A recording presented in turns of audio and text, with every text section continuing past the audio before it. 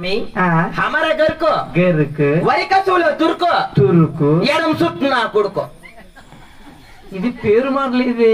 సమీ నువ్వెగురు అయ్యా. నేననగా ఎవరనుకుంటివి? అవును స్వామి, నేను తిరోగము తిరిగవాడను. బ్రహ్మదేవుని కుమారుడు, నా పేరు నాథ మహర్షి. ఆపే ఆపే ఆపే. నువ్వెవరో నాకు తెలియదు అనుకుంటాను. ఏం స్వామి? నీకు తెలుసా? నువ్వు నాకు బాగా తెలుసు స్వామి.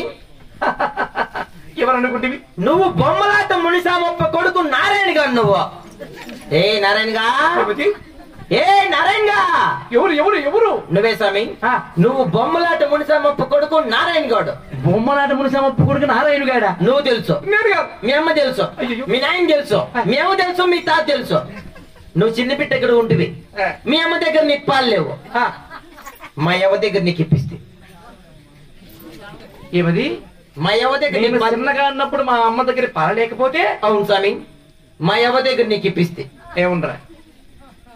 మా అమ్మ దగ్గర పాలలేకపోతే మీ అమ్మ దగ్గర ఇప్పించిందా అంటే దానికి అర్థం ఉంది. ఎందుకంటే మీ అమ్మ వయసులో ఉంటుంది.